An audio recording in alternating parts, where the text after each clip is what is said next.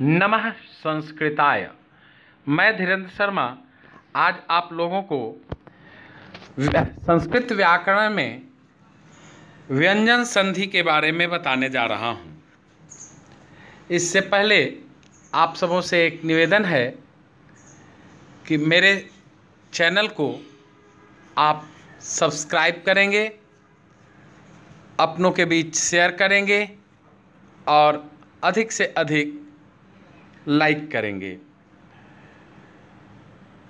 व्यंजन संधि को हल संधि कहते हैं। हल संधि इसलिए कहते हैं क्योंकि व्यंजन वर्ण हल वर्ण कहलाता है। व्यंजन संधि की परिभाषा होती है व्यंजन के बाद व्यंजन अथवा स्वर आने पर इनके मेल से जो विकार उत्पन्न होता है, जो परिवर्तन होता है, उसे व्यंजन कहते हैं। जैसे जगत धन नाथः। यहाँ देखें, पहले पद में जगत में जो अंतिम वर्ण है तो व्यंजन वर्ण है और नाथः का पहला वर्ण ना भी व्यंजन है। इसलिए दोनों पद मिलकर के जो विकार उत्पन्न करते हैं उससे शब्द बनता है जगन्नाथः। इसके लिए कुछ नियम हैं। आइए हम एक एक करके इनको पढ़ते हैं। पहला है अच्युत व्यंजन, अर्थात सकार या तवर्ग का स्वकार या चवर्ग के साथ आगे या पीछे योग हो तो दंत्य श का तालव्य श और त वर्ग का च वर्ग में परिवर्तन हो जाता है।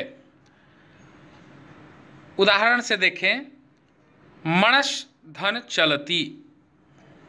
यहाँ पहले पद के अंत में दंत्य श है और चलती के साथ संयोग करके शब्द बनता है मणश चलती। यहाँ दंत्य श का तालव्य श हो गया है। रामश धन शेते, रामश्येते। शत धन चरित्रम, सच्चरित्रम। यहाँ पर शत में अंतिम वर्ण त है और चरित्रम का पहला वर्ण च है, तो ये त और च मिलकर के संयुक्त च संयुक्त हो जाता है, शब्द बन जाता है सच्चरित्रम। यज धन यह, यज्ञः। दूसरा है अष्टुत्व व्यंजन संधि। इसको हम इस प्रकार व्याख्या करते हैं, यदि दंत्य श या त वर्ग का मूर्धन्य श या ट वर्ग के साथ आगे या पीछे योग हो तो दंत्य श के स्थान में मूर्धन्य श और त वर्ग के स्थान में ट वर्ग हो जाता है। आइए उदाहरण से देखते हैं। रामश धन षष्ठः, रामषष्ठः।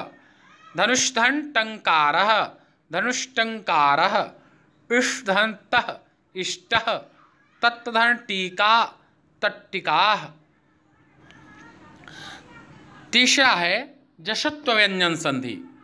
वर्ग का प्रथम वर्ण, तृतीय वर्ण, चतुर्थ वर्ण, तृतीय वर्ण पद के अंत में क, च, ट, त, प के बाद यदि कोई स्वर वर्ण हो अथवा वर्गों के तृतीय, चतुर्थ, पंचम वर्ण तथा य, र, ल, व हो तो क, च, ट, त, प का क्रमशः ग, यानी क का ग, च का ज, ट का ड, त का द और प ब में बदल जाते हैं। जैसे वाक्धन ईशः, वागीशः। यहाँ क ग में बदल गया है। जगत धन ईशः, जगदीशः, तो द में बदल गया है। बुद्ध धनधि, बुद्धि। इस प्रकार चौथा जो नियम है वह है चरत्व व्यंजन संधि। वर्गों के तृतीय वर्ण के बाद यदि वर्ग का प्रथम और द्वितीय वर्ण एवं तालव्य श, मूर्धन्य श, दंत्य श हो तो तृतीय वर्ण अपने वर्ग का प्रथम वर्ण हो जाता है। उदाहरण से समझें। दिग् धनपालः, दिक्पालः, शद्धनकारः, शत्कारः। यहाँ पहले शब्द में दिग्, दिग् का अंतिम वर्ण ग पहले वर्ण में बदल गया, दिक्पालः हो गया। शद्धनकारः, शद में जो द आया है वह त में बदल गया, यानी शब्द बना शत्कारः। अब अगला नियम हम समझते हैं, अनुस्वार व्यंजन।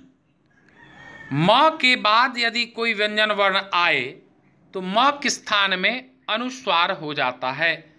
इसी तरह न के बाद यदि अंतस्थ तथा अनुनासिक को छोड़कर कोई अन्य व्यंजन वर्ण आता है तो न के स्थान पर अनुस्वार हो जाता है। जैसे शमधनहारः, शमधनहारः शब्द बना संहारः।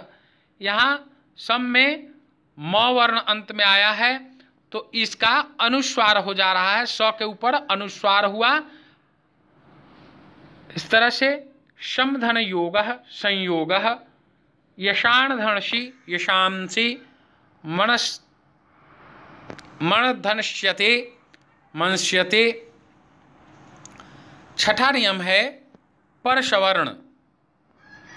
अनुस्वार पंचम वर्ण हो जाता है। इसको इस प्रकार समझें, यदि अनुस्वार के बाद यदि कोई स्पर्श वर्ण अर्थात क से लेकर म तक के बीच का कोई वर्ण हो तो अनुस्वार के स्थान में स्पर्श वर्ण के वर्ग का पंचम वर्ण हो जाता है। जैसे शम धन तोषः, संतोषः। शं धन पूर्णः, संपूर्णम। शम धन पूर्णम, संपूर्णम। अंग धन कितः, अंकितः। शाम धनतः, शान्तः। लत्व व्यंजन संधि। त वर्ग के बाद ल आवे तो त वर्ग का ल हो जाता है, परंतु न के बाद ल आने पर सानुनासिक लकार होता है। उदाहरण से समझें, तत्धन लीनः, तल्लीनः, उत्धन लंघनम, उल्लंघनम, महान धन लाभः, महान लाभः। इस प्रकार षत्व व्यंजन संधि। यदि श के बाद तालव्य श के पहले के अंत में स्थित किसी वर्ग का प्रथम, द्वितीय अथवा चतुर्थ वर्ण हो और बाद में कोई स्वर अंतःस्थ वर्ण, अंतःस्थ वर्ण कौन कौन सा है, य, र, ल, व हो तो तालव्य स के स्थान पर छ आ जाता है।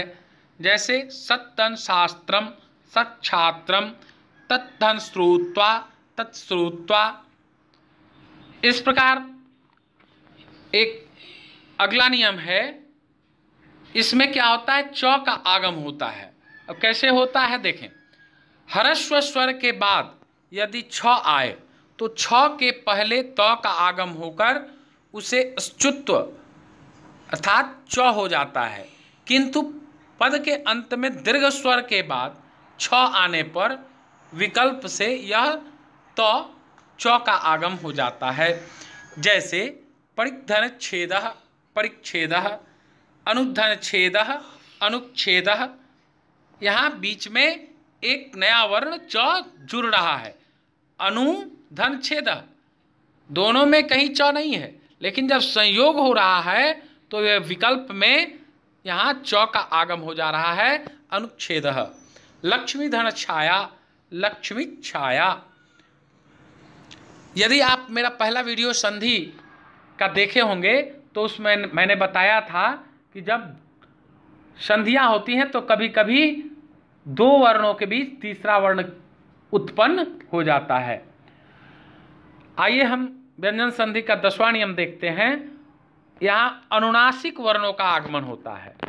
जब पद के अंत में अंग अण न हो और इसके पूर्व कोई ह्रस्व स्वर हो और बाद में कोई भी स्वर आ जाए, तब इन अनुनासिक वर्णों को क्रमशः अंग अण न का आगम हो जाता है।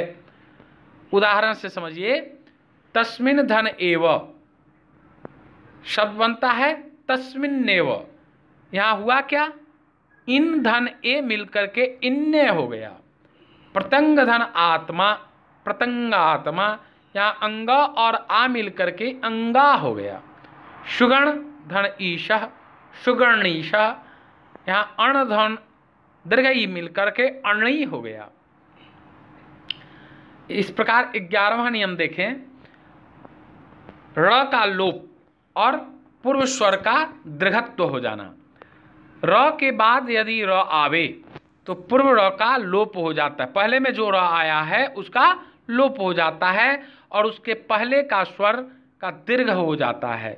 जैसे स्वर धन राज्यम, यहाँ पहला पद स्वर है, अंत में र आया है, अंत में र आया है और बाद में जो शब्द आया राज्यम उसमें भी र है, तो दोनों मिलकर के यहाँ स्वराज्यम हो गया। स्व के बाद आ दीर्घ स्वर है तो दीर्घत्व हो गया, यहाँ पर शब्द बना स्वराज्यम। उसी तरह से निर्धन रसः, नीरसः, गुरुर्धन रमते, गुरुरमते।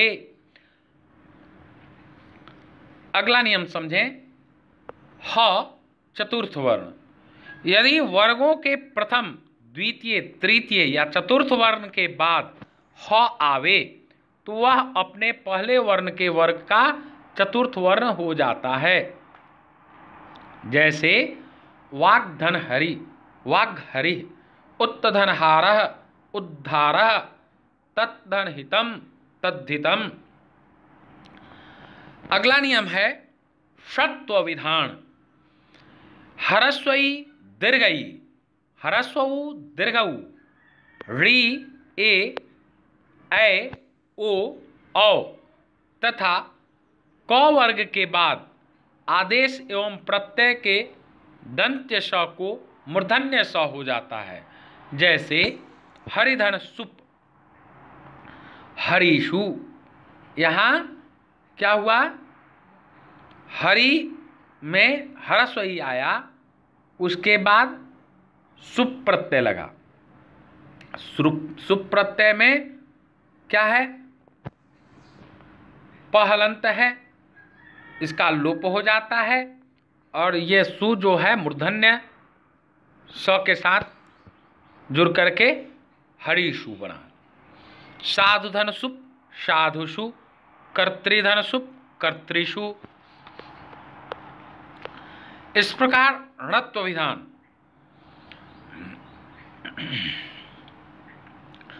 र और मूर्धन्य स के बाद न को अण हो जाता है।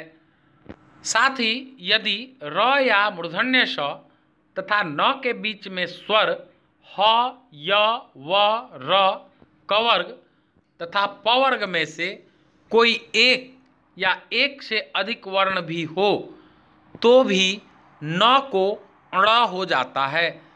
जैसे करधन नः, कर्णः, पुरुषाधन नाम, पुरुषाणाम, रामे धन न, रामेण। मेरा विश्वास है कि आप सब व्यंजन संधि को भलीभांति समझ गए होंगे। बार बार वीडियो को देखेंगे तो जो भी शंका होगी वह समाप्त हो जाएगी। यदि इसके बाद भी कोई समस्या हो तो कमेंट के माध्यम से आप मेरे से संपर्क कर सकते हैं।